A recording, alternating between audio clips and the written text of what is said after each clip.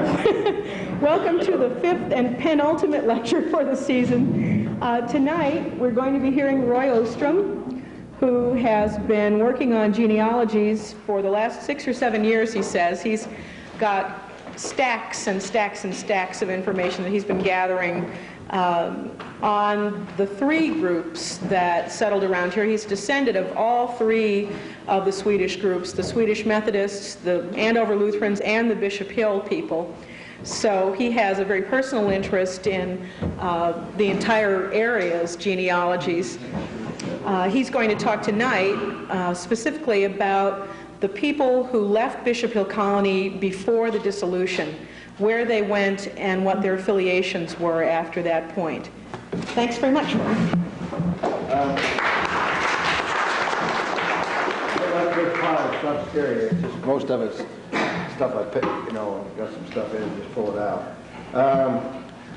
The talk, I kind of developed it over a year ago. I was working a little on the Cran's paintings, and so I was thinking about something. I didn't get a talk prepared about who the people in the paintings were, where they lived, where they died, and so forth. And then, so this year, Yolanda asked me about that, and so I was going to sort of do all the colonists, afterwards. And some of them went to Nebraska. There's interesting patterns, and I've got some information like the necrologies, the old settlers. Every year they had where the people died, where they lived, and there was a lot of communication from 1896 on in the colony. So there's a lot of information back there, but I read over Barton's lecture, what he wrote for the paper or the book, and he covered a little of that, and I decided that was too much, so I kind of narrowed it down to what I probably know best. Is I come from Knox County, and I studied all the Swedes in Knox County pretty well, and the people who left early from the colony, and who they were, what they did, why they left, and I've got a little information that probably not too many people are aware of, and so I'm going to throw that out to you tonight. I work on the genealogy requests, and I work on my own genealogy. I had a cousin that started several years before me, so I didn't have to do it all. But I mainly, in my own family and in the Bishop Hill people, work on the history of the people and what they did, not just names. Try to find out, a little bit about their personality or what they did and why they did it, not just names. Some people say genealogy is boring, but it is if you just go to the 5-generation charts and fill them in. But it interests me more what maybe the cousins or the relation that lived here in Illinois, or I know I was up with my sister this fall and had some of my Reeses come through there. It's near Philadelphia. Went to the Quaker records, and this Caleb Reese Sr. is an ancestor of mine, and he was kicked out of the Quaker church because he was an excessive drinker. And well, at Quaker church you don't know about that, but I went and looked at the wills and stuff, and he lived on his father-in-law's place, and the father-in-law willed the land to his kid and his wife, and the only thing he willed to this son-in-law was a third of his clothes, but he didn't collect it because he died before his father-in-law, so he didn't really have any accumulating things in his life, so I figured maybe he wasn't the most ambitious in person. But you reading that, you know a little bit more than a name. So I kind of like to study the people and start from the people and then work back up. I think maybe some of the research on Bishop Hill Colony, they've started from the top and worked down, and if you work from the bottom, go up, you might, because the people caused everything to do. And I don't know, somebody attributed it to Benny Florine. It took a lot of people to fill up that cemetery and a lot of bricks to build the buildings around here. That's right, the people did it. In relation, when we researched the Swedes in Illinois exhibit over there in the Steeple building, I did some of the research, and I tried to get all I could on the, I knew quite a bit about Jansen, but Hedstrom and Esbern and there isn't that much on Hedstrom, but I read a lot of Esborn stuff, and you get enough to get a little bit of a different picture, and so if you really get into the people, you understand it more. Names need to become people. I mean, like there's 20 people come from Toledo, Ohio one winter, and they walked here, which is quite one woman and 20 men. Well, the Jacobson family had a list of those names, and George Swank's got it in his book. And some of those people, I know who they are. Some of them I have a pretty good idea of who they are, but some of them I don't even know who they are. And it's got the names or nickname in there. So you just, it takes more than a name to know these people. Okay, we'll talk about the people that left here.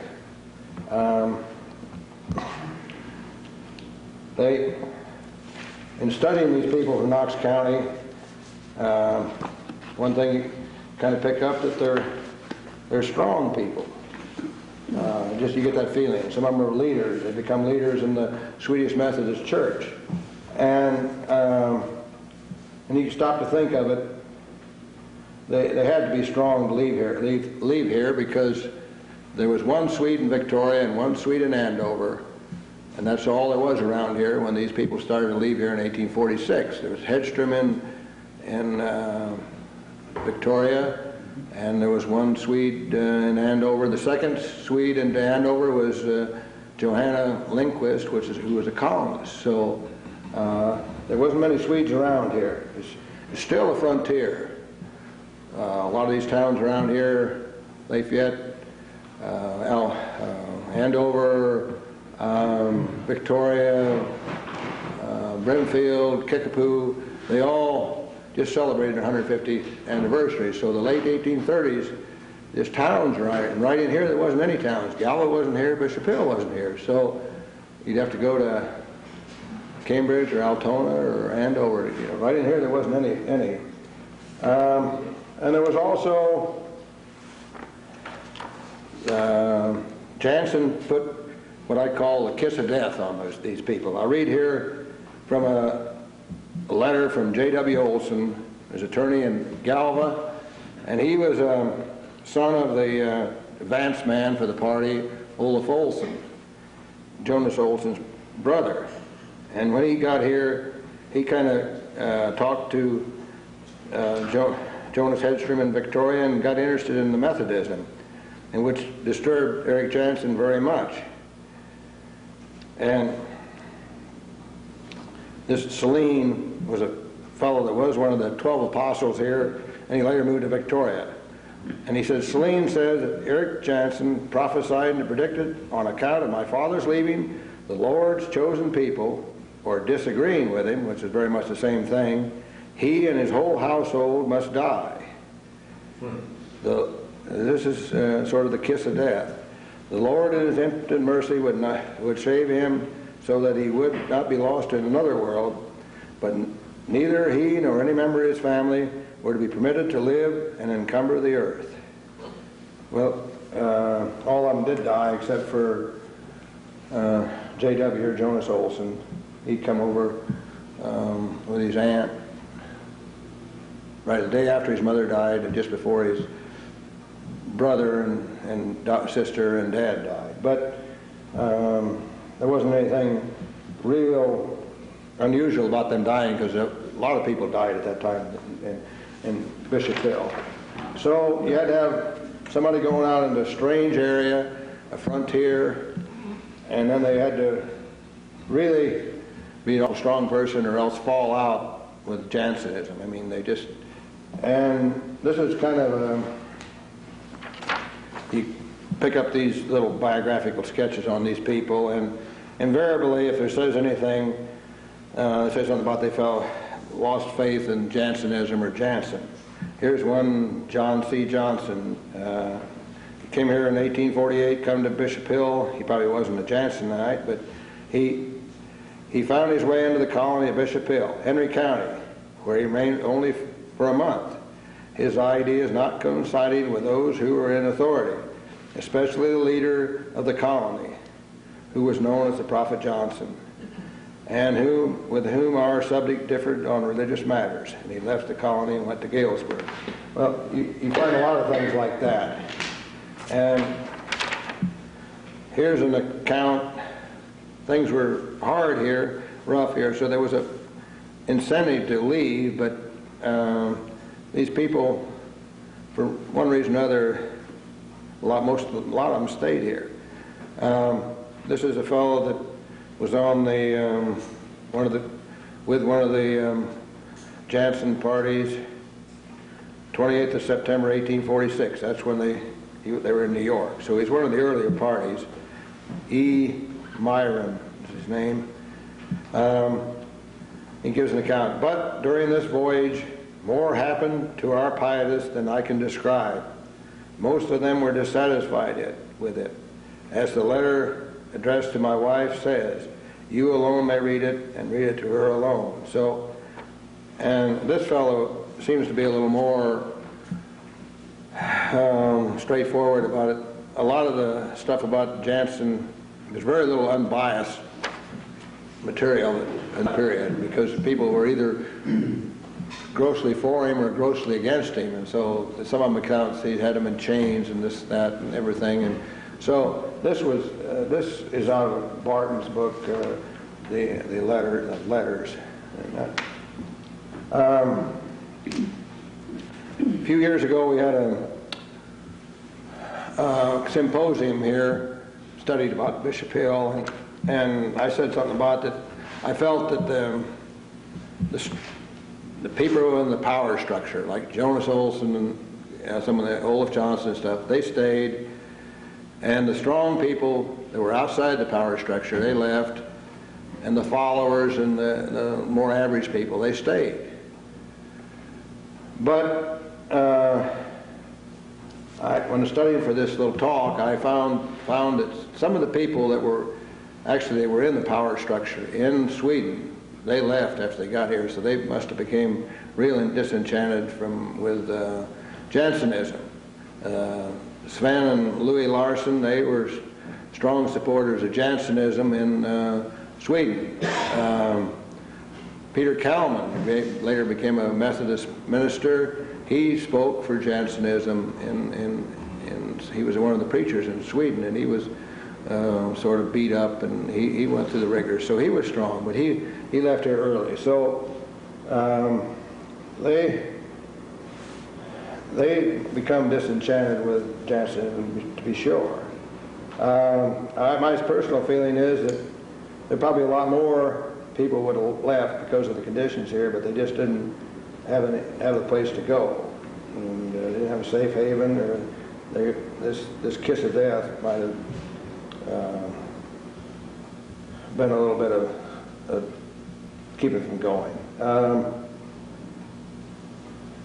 I think there was probably within the power structure, you don't find these people doing the hard work that the others, like I never read anything about Olaf Johnson or Jonas Eriksson or those people doing much as far as physical labor. And there was a lot of physical labor done around here, and 18-hour day for swinging a cradle cutting oats would be pretty hard. And a lot of the middle-aged men just died. The women had to do the work later on because the men, a lot of them died. So there was also, here in the colony, there was 12 students or apostles. They said they trampled the water wheel when the water got low, but that wouldn't be, that'd be sort of climbing up and letting your weight carry down. It wouldn't be terribly hard to work. So there was 12 young men they took out of the labor pool right here. So this made things harder. I'll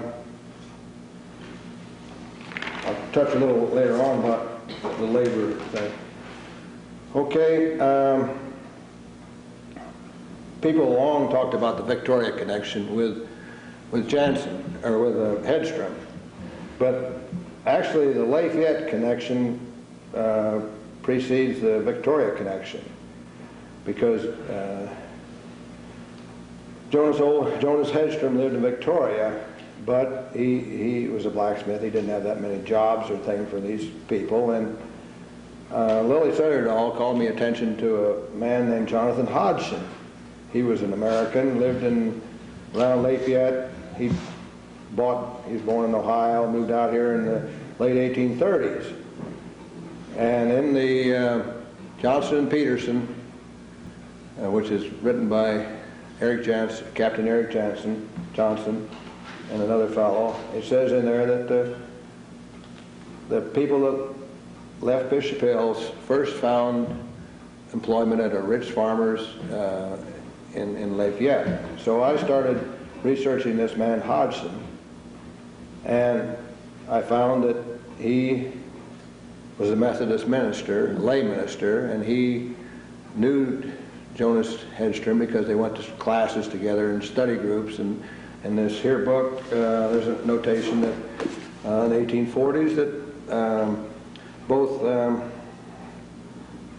Jonathan Hodgson and Jonas J. Hedstrom were exhorters in this meeting monthly meeting south of Toulon. So they knew each other. And I find references to this Jonathan Hodgson on the Larson brothers. Sven and Louis went there, and they first went and worked for this Hodgson. There's another one, I got an obituary of Christine James.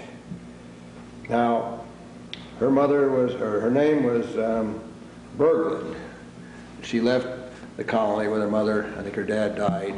And in her obituary said that her mother, and I think maybe her brother, walked to Bishop Hill to the home of Jonathan Hodgson the first day after they left Bishop Hill. Her mother later on married Jonas Peterson, and he had some kids of his, and not except one. And this Christine was farmed out. She's probably 10, 11 years old, and worked for this family, and an American family. Another one was farmed out to a Barlow, a Peterson. And Betty's descended from that. And she later married a Barlow. So all these, they had two families combined, and they kept the youngest Peterson boy, and they moved to Saxony, and then they raised another family, Jonas Peterson, but all these kids were sort of all farmed out. And this Christine James, in the 1850 census, it's listed as Bagland, B-A-G-L-U-N-L-A-N-D, and also on her marriage license, it's listed as Bagland, B-A-G-L-A-N-D, which is probably the way a census taker or somebody would say Boglin, Berglund, and Boglin. So a lot of times your names get written down the way the Americans think they're saying them. So there was in Mr. Swank's book here on Lafayette, George Swank's, he's got a little bit about this Jonathan Hodgson. Got a picture of him. I dug up this from a descendant, and I wrote most of this, but George put it in here. I'll read a little bit about this Jonathan Hodgson that befriended the Swedes there. The name Hodgson is recorded in the earliest Lafayette history as contemporary of the Shrakers and the Dunbars. Jonathan was about 30 years old when he settled in Lafayette and migrated from his native Ohio, where he was born in 1805. His land purchases in 1835 and 36 totaled 560 acres. The street along the west side of the Methodist Church bears his name, Hodgson Street, and he donated land for the Methodist Church. The Hodgson's home was the present site of the Lafayette Nursery. There was a Hodgson cemetery there at one time of around 10 stones, but it's long since been gone. Jonathan served in various political capacities in Stark County, first commissioner elected in 1839. He moved across into Lynn Township in 1853. He was supervisor when that was organized. Hodgson also served as a Methodist minister, and through Methodism he became involved with Jonas Hedstrom. An account in the 1899 History of Knox County stated that Jonathan Hodgson learned Swedish so he could speak to the Swedes in their native language, so he could preach to them, and they worked on his farm. There was, it tells about some of the things about Christine James and there. Hodgson lived in the Lafayette area for a little over 20 years. Then he moved to Lynn County, Kansas. So he spent about 25 years in Ohio, about 20-some years in Illinois, and then he went on to Lynn County, Kansas, and lived out his years. That's kind of the pattern of many of their things get a little crowded, and their kids didn't have enough land to buy. They'd move out. The whole Hodgson clan, as near as I could figure, moved on because there was 1840s, 1850s, there was at least 10 marriages, Hodgson marriages in Stark County. So that's quite a clan. But I don't think there's any Hodgson. I think they all moved out.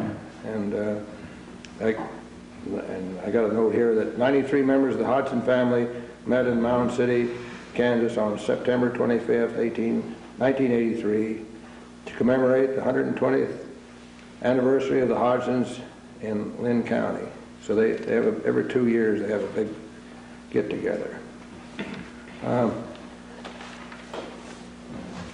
Some of the people that went to Lafayette, there was Wexells that came from Alpha, not the Wexells that come from Cedar Olive Mole. And the Kalman brothers went there first and worked for somebody. The funny thing about Lafayette being the early settlement, it didn't carry much residual settlement of Swedes. There were a few families there, but they just, early on there was quite a few, and then it wasn't too many after that. There was Eric Anderson lived there. He was a colonist, and Jonas Peterson of Saxony, and these Wexells, and a few other. It's kind of interesting to me that the Petersons, the Wexells, and the Eric Andersons, they all come from this one little croft in Gundebo in Sweden. It's just a little farmstead, actually. I mean, they don't all come from there, but they had their roots in that. And my great-grandmother came from that same lineage, and Anderson Yelm also came from that one little, his lineage came from that one little farmstead, maybe 2 or 3 houses. Gundebo number 4. It wasn't just Gundebo, it was Gundebo number 4. And Anderson Yelm was one of the original signers or members of the Victoria Methodist Church, or the Swedish Methodist. So and they didn't all leave, because Lars Söderqvist also come from that same lineage. So you get some of these things where there's just a lot of people. Of course, there's an awful lot of people came from Alfta because it was the biggest chunk of the colonists came from Alfta by far. And probably more left. I know more left from there than any other place.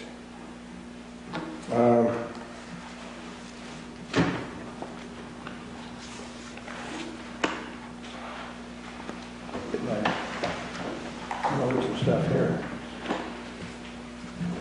Get it around. I'm going to try to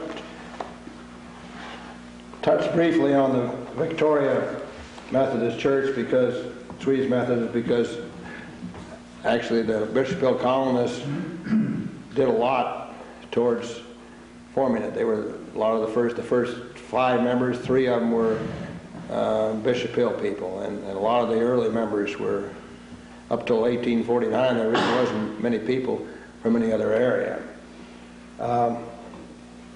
When they talked about religion a few weeks ago, there was a question about what's the first Swedish Methodist church in the world? Well, here's a letter or a note. I think it's HSN. I think he was a historian for the Swedish Methodist Church. You know who that would be, Philip? Well, I don't know anything personal about him, but could well be. Yeah, I think he was HSN. I forget the name. I haven't looked up it. But anyway, Victoria had the distinction of being a Methodist birthplace of Methodists in the Middle West. Now, they said the Emmanuel Church of Brooklyn counts its growth from the time that O.G. Henstrom gave his first sermon in the New York Harbor. That was May 24th, 1845. This was the first congregation in the world. You get in church and congregations and meeting places, and you get things really, you know, and there's a little controversy about where the Victoria Church was formed and stuff. Victoria, however, built the first real church, 1853-54. So the first sanctuary was Victoria. And there's a little, and the little log cabin where Jansen first stayed when he come over here, Captain Eric Jansen says that's where the Swedish Methodist Church was actually formed. And he was there, but he was young then, but he talked to Peter Newberg a few days before a few years before he died, when he was making up the Swedes in Illinois, and Peter Newberg was one of the first organizers, and so he should be a pretty good authority. That this little log cabin, it was a one-room cabin, and there are pictures of it around, or sketches. But then there's a postcard around too that says two-story cabin. It's in George's book on Bishop Hill, and it says a log cabin in 1910, birthplace of the first Swedish Methodist church in the world, organized in 1846. I think this is probably one of the first attendance centers, but as near as I can figure out, the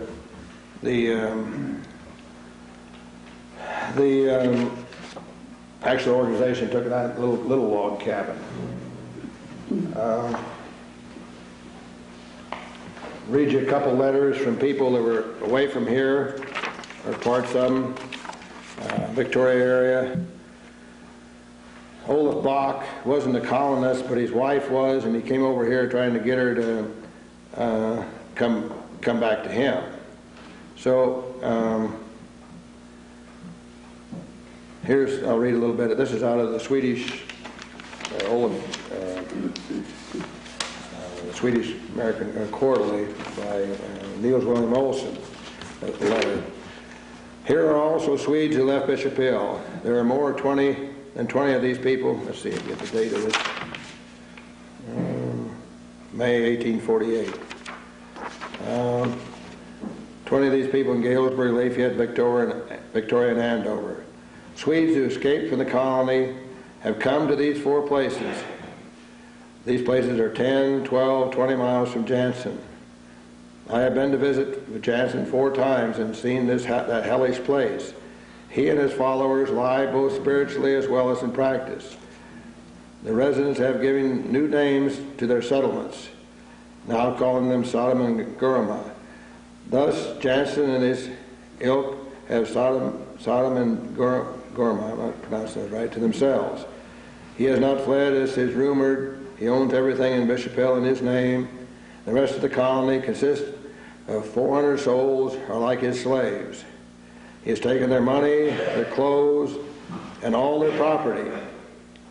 When his damn tactics, so that they go about as if condemned to death. Jansen is a wealthy man. He owns 30 teams of horses, 20 teams of oxen, 300 cows, 390 sheep, 400 slaves, a judge, a bookkeeper, laborers, foresters, and 12 apostles.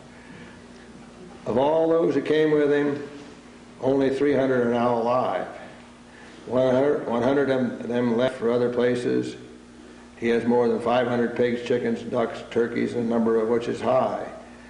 Since I arrived here last fall, it appears that he is quite wealthy.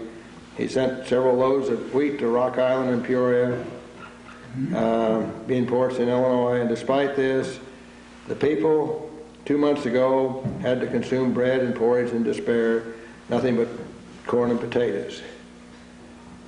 Despite this, the people have worked the entire winter threshing for him and the American, and these have made much profit from the wheat. Evidently, American had a thresh machine in here.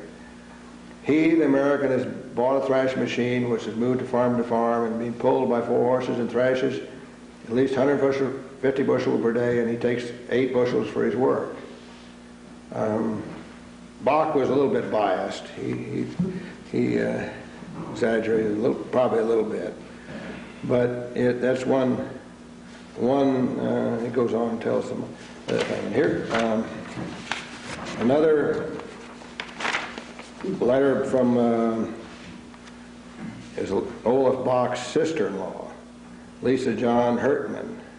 Hertman is the Hartman name now around Victoria. There's still Hartmans here, and that's descended from that.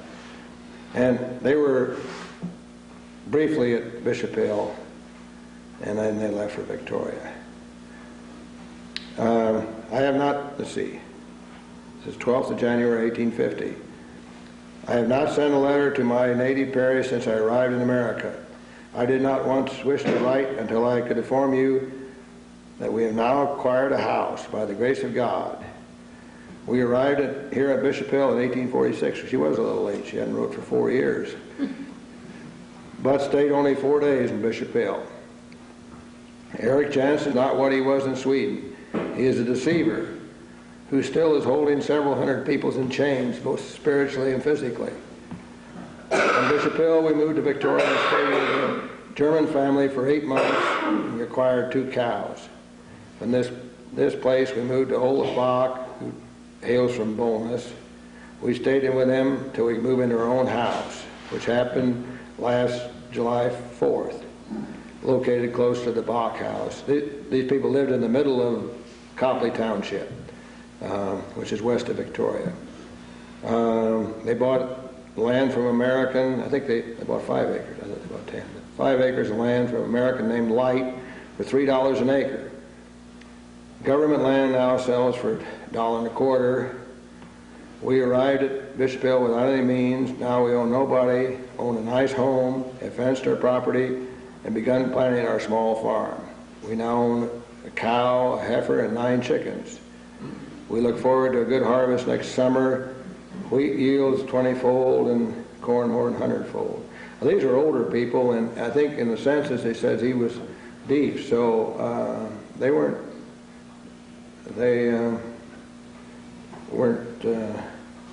young people going out. They're probably in their 50s, maybe, or late 40s at least.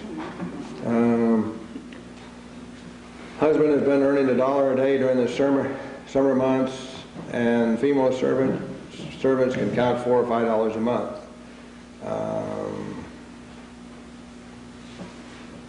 I guess there is complete religious freedom here. Everybody can worship as he pleases, privately or publicly, without fear of persecution. Pastor Hedstrom, who has been charged of the parish here for several years, has been a good friend and a father to us all.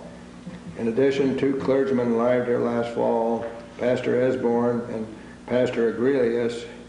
First one lives in Andover, and the other one at the Bach house. Agrelius plans to go to Wisconsin the next spring. Okay, that kind of gives you an idea of what these conditions these people are living under.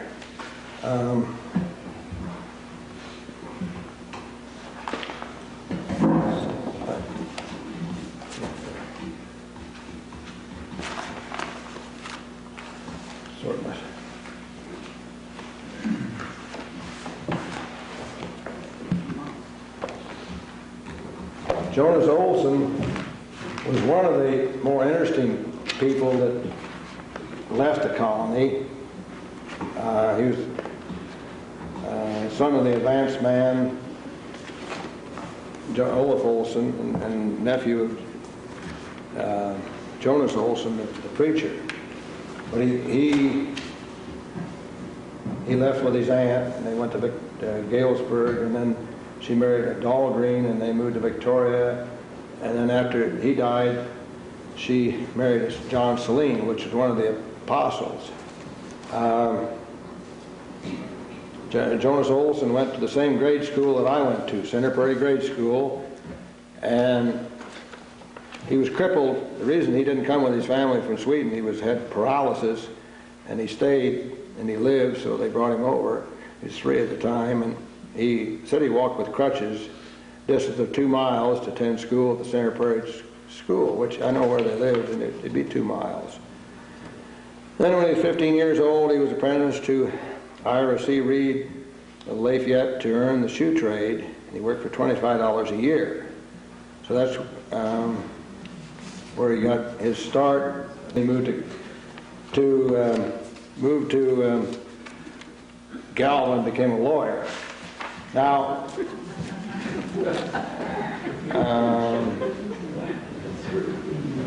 they say nobody ever took anything out of the colony, but Jonas Olson, J.W. Olson did, because he got his father's land. His land, Dad bought 60 acres here near Red Oak before they bought the rest of the colony land, and I don't know whether because it was in his name or what, but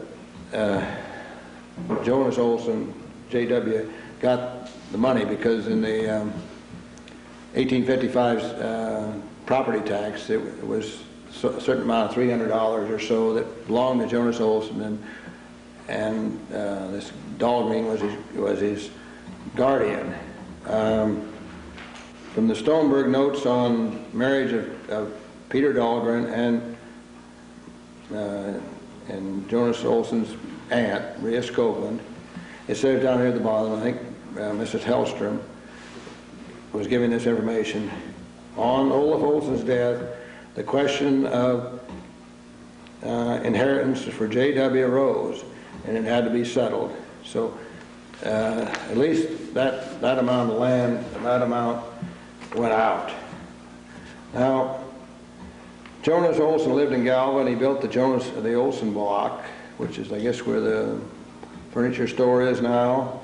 And he served as a lawyer, and the first Swedish lawyer in Illinois, and the first member of the state legislature, Swedish. But he was kind of a versatile type person. I'll read a couple things here that will bear that out. Jonas W. Olson, this is an advertisement in the 1881 Citizen.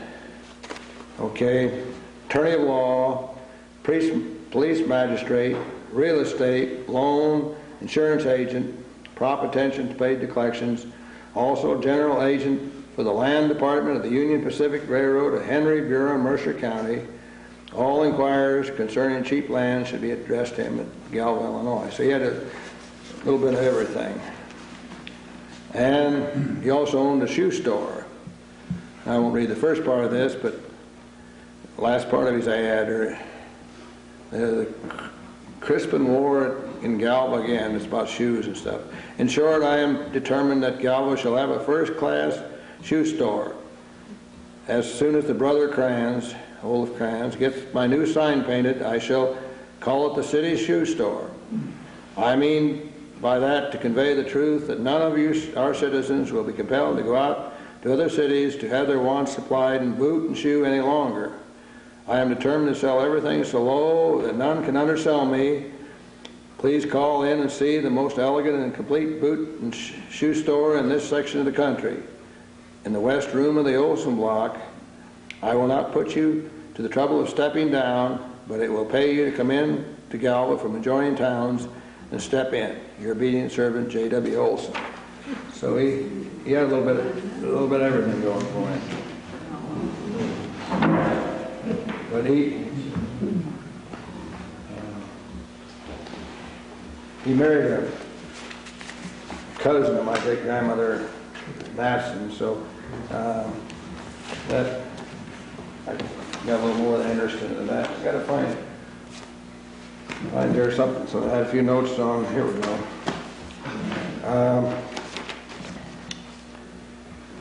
Many of the people that left Bishop Hill, four of them at least, became Methodist ministers in this Swedish Methodist church. Victor Whitting and Peter Newberg were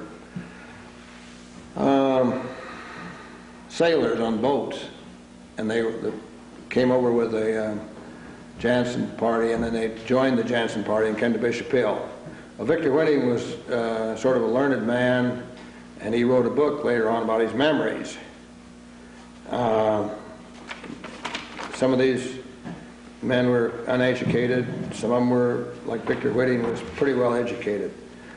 But out of his memoirs here, it tells the circuit that where he preached in, let's see, year 1856, from his day book of 1856. Okay. Sunday, the 21st of September, preached at Andover, Sweetonia. Then he went to, on Tuesday, was at Forsberg's. I don't know for sure where that was.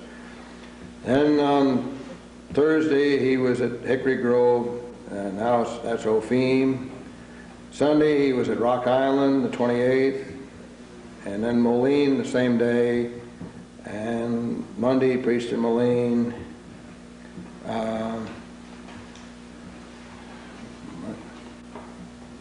On's Day, I don't know what that'd be. 1st of October, that'd be Monday. Okay. Hickory Grove, and 3rd, Andover, 5th, Berlin, 7th, he was at the Nelsons, another place. 8th, Geneseo, left Geneseo for Hickory Grove on the 9th. 12th, Moline and Rock Island. 13th, Moline. Hickory Grove again, Andover, Victoria, Lars Pearson at Spoon Timber. Lars Pearson was a Bishopville columnist that left. Watauga, all the same day. They're pretty close. Spoon Timber, I've never been able to figure out quite where it is. It's sort of east of Watauga, though. Monday, Victoria. Tuesday, Galva. Thursday, from Galva to Pope Creek. Friday, Watauga.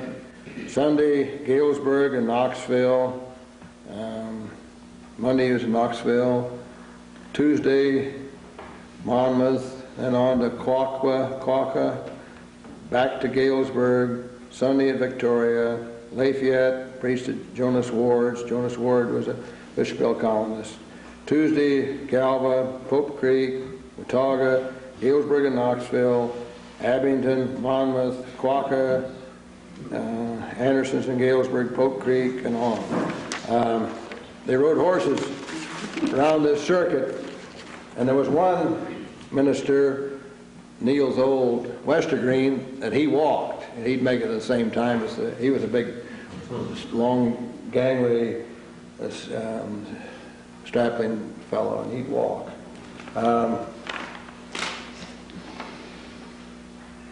Here's a little, Peter Newberg was another, he was a carpenter on one of the vessels that Bishopville colonists came over, and he came to Bishopville. He remained here 6 weeks. He went to Lafayette, winter in Victoria, went to Peoria, Lafayette, married a colonist, and eventually came into and he was one of the original members of the Victoria Church. Another source from Olson's book, he said he wasn't a great speaker, he didn't have the greatest mind in the world, but he was an effective preacher because he used a lot of good examples and stuff. And so another minister was Peter Kalman. He was probably the most dynamic outside of Hedstrom, and he was a Bishopville colonist. There was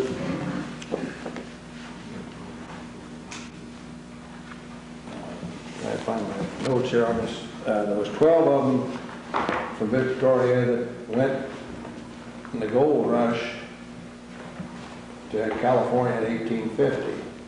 And that was kind of like who's who in the Methodist Church, and the colonists left here. There was Peter Kalman and and George Kalman and Victor Whitting, and it was mentioned about Sjogren.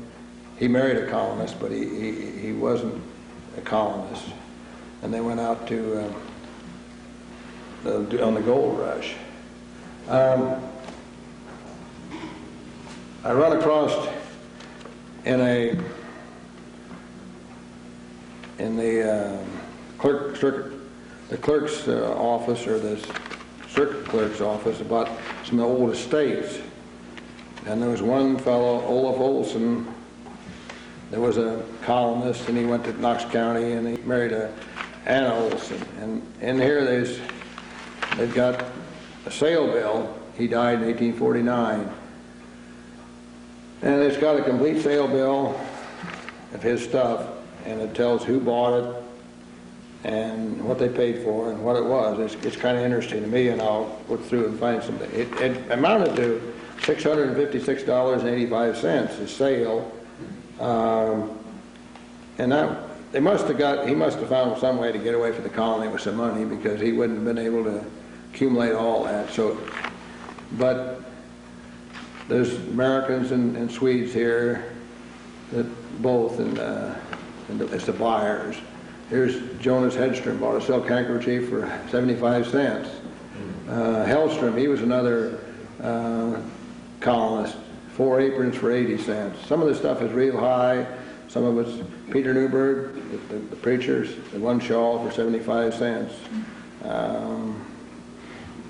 Jonas Lindy, he was another colonist, a chest for 260. Curtain stuff, $1.25. Ditto, 450. So that was pretty high. Shirts, they had a lot of shirts. They weren't too high.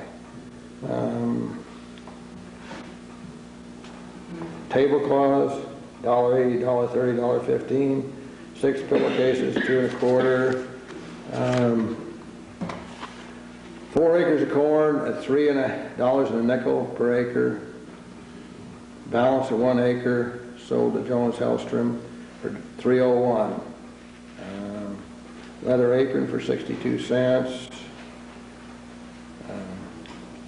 Frock overcoat sold to Andrew Medine. He was a colonist, $8.50. 2 sheepskin coats for $1, so that wasn't too. Shoe bench and last, 3 something. Set of harness, that was valuable, $12. 1 plow, 7 1/4. Look here, copper kettle, copper stuff wasn't. Copper vessel, 55 cents. Copper plate, 55. Copper kettle, $1. One that sold to Yelm, he was Andrew Yelm, one of the signers at the first signers of the church. 3 size, 1/4. Loom harness, 75 cents, bought by Reverend Jonas Hedstrom. Get over into the farm stuff. He didn't have an awful lot of farm stuff. He owned 40 acres. I think it's down here in Centerville. 1 gray mare, $51. Horses must have been pretty valuable. Gray colt, $35. Gray mare, $57.20. Colt, $18. Black cow, $11. Heifer, $7. Spotted cow, $10. 4 of the best hogs, $18. Spotted cow and calf, $9. Sow and pigs, $3.20. 7 pigs for $4.05. 4 second choice hogs, $10.20. And a lot of wheat, 26 cents a bushel. Stack of oats for only $2. Stack of hay for $5.15. Stack of hay on the north end, $4.62 and a half. South end, $5 and stuff. So actually his farm stuff didn't amount to that much. And evidently his wife and him both died at the same time, because there's near the same time, there's bills against the estate. Peter Newberg for making 2 coffins, $10. John L. Garrett for crying the sale. He only got $2 for crying the sale. But he borrowed money, quite a bit of money it seems. Austin Gaines, he owed $168.75 plus interest. John Erickson, $5.97. Catherine Jones, $10.50. John Johnson, $16.08. and J.W. Spaulding, 2125. Anyway, it's kind of interesting that also in this is a document that relates to the Bishop Hill colony. Evidently, as near as I can figure out, his wife, Anna Olafsdottir, she was from number 7 at Nasby, Alpha County, Alpha Parish, owed this farmer Niels Nielsen from Delsbo, equivalent of $387 American dollars, plus 6% interest. And it's not real clear, but there was evidently this. It was somebody who was supposed to pay for this. In the process, this has been signed by Olaf Stoneberg from the colony, and John Hansen, he was a guardian, and Jonas Hedstrom has signed it, and C.J. Bloomberg, he was postmaster here, they signed it. So they transferred that debt to the colony, to Olaf Johnson, and when that land was sold, the colony bought that 40 acres, and so they got their money out of it that way, I guess. I imagine it might have been where they had the coal mine down there at Centerville. Part of this, there's a Swedish listing and a translation in English. I'll give you just a little bit before I close on he's the man that left the colony, but he's not the one that went to Victoria, but he's interesting to me, and I hope that you'll find him interesting. He was Old Man Stenbo, or Far Stenbo. He was the father of Olaf Stoneberg and all the rest of the clan. He stayed in Sweden until 1850, and Olaf went over there and picked up some people and some money, and he talked him into coming back. But he didn't want to come with Olaf, so he bought a boat, or rented a boat. And he came with in the ship, and he brought everything he had, forges and everything. And he come with his son, Jonas Stoneberg, and a hired girl from Stenbo, and Mrs. Sigrid Nasberg and her daughter Cecilia. Okay, they got to New York, and they eventually come to Bishop Hill. He didn't like the conditions here at Bishop Hill. I don't know whether they didn't know whether he wanted to keep his money. He had a lot of money, and whether he didn't like the conditions or what. But this is notes in the Stoneberg collection. It's Knox at back up. P.J. Stoneberg's collection in Knox County, Knox College. Sigrid Stoneberg was the informant. Okay, when John Johnson Stenbo Farr came here, he liked not the place, but went on to Rock Island, where he bought some lots and a house. And he put his money in the bank at Rock Island. Olaf Johnson, Niels Hedin, and Andrew Bergman, and so forth, were very desirous of getting Mr. Johnson's money to pay up 2 quarters of land here, in which some payments had been made. They didn't have enough money to pay off the 2 quarters of land. So, but a brother of Niels Hedin was ready to buy it, so they wanted the money right away.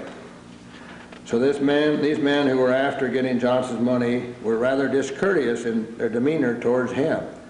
So that when Olson came back from California, that'd be Jonas Olson, Johnson Stenbo Farr had known him from Sweden. He fell on Olson's neck and expressed himself to having fallen in Wolfen's hands, or the devil's hand. But these Johnson and Olaf Johnson and others had tried to wrangle the money out of him, but Olaf spoke kindly to him, and Johnson, or Stenbo Farr, entrusted himself, and after a month, Johnson was willing to join the colony.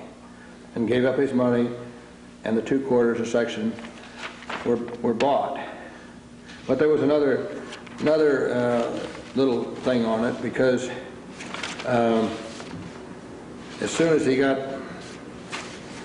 back here, he married this young gal. So there was maybe, let's see, someplace here that they, oh yeah, here we go.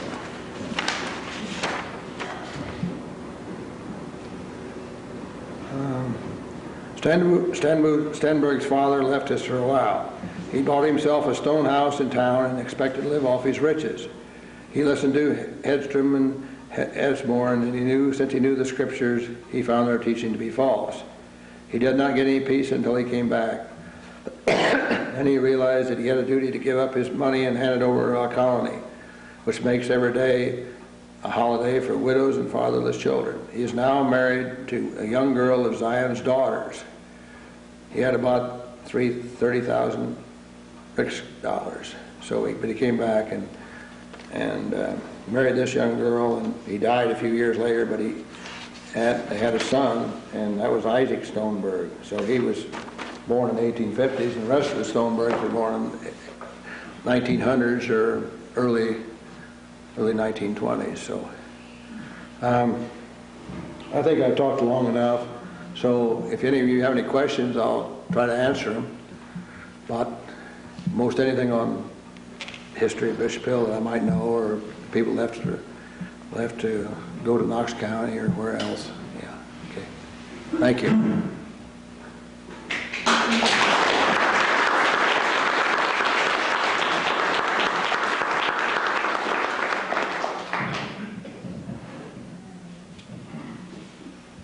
Where was that town in Coffee County? You call it Spooner? Spoon Timber. Spoon Timber? There's a map in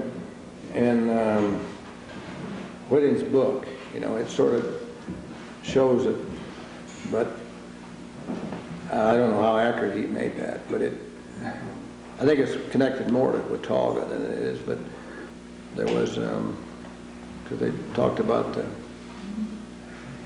somebody that lived there that I associated with Watauga. There was an attendance center down about section 30. That was the western for the Methodist Church. They held services down there. But Spoon Timber is, and I don't know where the name comes from, because it'd be a long way from the Spoon River. But on the map, Whitting's map, it appeared to be south of Altona and west of Watauga, east of Watauga. But I think it's probably closer to, probably in that rough area that's east of Watauga, probably. Where was Centerville? South of Galva, right over the Walnut Creek. Was it in Knox County or was it? Yeah, it's in just, well, it sort of straddles Lynn Township and Victoria Township. Did you have, somebody else have a question? I was just going to say, I was at your, in Goodville. Mm-hmm. There's been several Goodvilles around, right? Mm-hmm. Well, we were in the museum where your people come from. Oh, yeah. And you look out the door and look this way, is where my people come from. Uh-huh, yeah. Yeah, we have common ancestor, a lot of people in Bishop Hill. Back in the 1500s, I forget, Olson or something. It just. And I asked why did they leave there, and they said that it wasn't because of poverty, it was because the priest there at the church made whiskey and sold it. I thought maybe it was because, that so many of them were poor. They said no, because they have a better life away from this, they call it presbytery. Look up for information on your own family. How do you go about it now in Bishop Hill? I have looked since Heather was there, CSC Yolanda. Oh,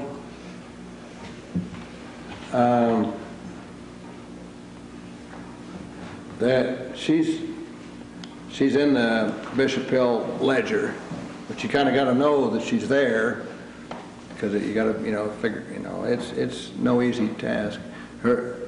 she was in Spanny, or Niels William Olson book.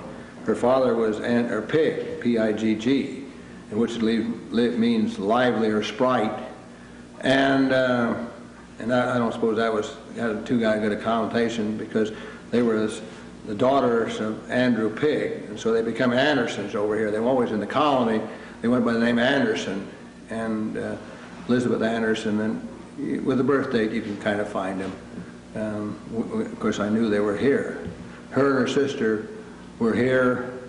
Her sister was born in 1845, and they came in 1850, and my great-grandmother signed the charter in 1854, so she stayed here quite a little while. And the story was that she and another girl fainted sickness, and when they were in church, they left. So, but I don't know whether that was folklore. That was sort of the story.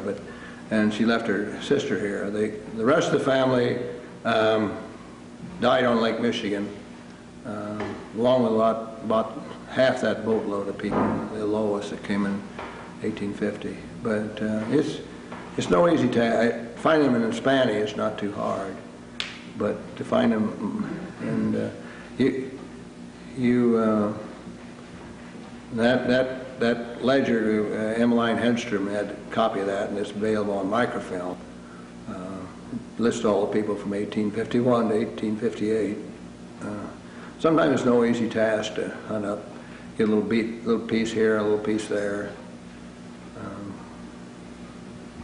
I know Yolanda handed me a sheet here the other day about Niels Hellblum, which is a fairly common, or a fairly important person in the colony. He's the one that had the painting Niels Hellblum and the Indian and so forth. But I cannot think of any place that I could go look in the archives and find something on him. He'd be in the microfilm on the colony book. He'd be in there, and he married Mrs. Eric Strom after her husband died in Sweden. She came over here without one of those come over here without her husband, and he died about 1856. And sometime after that, she and Niels Hellblum were married. That'd be in the Henry County marriages. And there's an account in the book about a little incident where he was going along the road, and there was some kids working out a poll tax and working on the road, and they were kidding him or something, and he said, "The Lord will descend upon you," and a swarm of bees come along and stung them, and he didn't sting him. So he said, that was in the Citizen paper. But you come in, it's no easy task to dig up this stuff. The way I do it, if I find something on somebody, I throw it in a folder on that family, and then you get it all put together. But there's not that many written records or anything. You get a little bit on a letter or a little reference here and there. And it's no easy task. Roy, how was Sigrid related to Old Man Stenbach? She was a daughter. Yeah, he was kind of an interesting character. I should write it up there.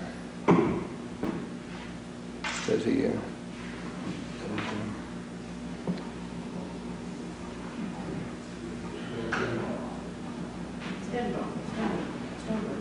It was Stenbo Farm, or Stenbo, and then they Americanized it into Stenberg and then Stoneberg eventually. A lot of names became Americanized.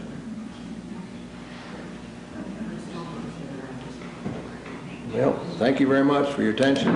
Hope I didn't bore you too much.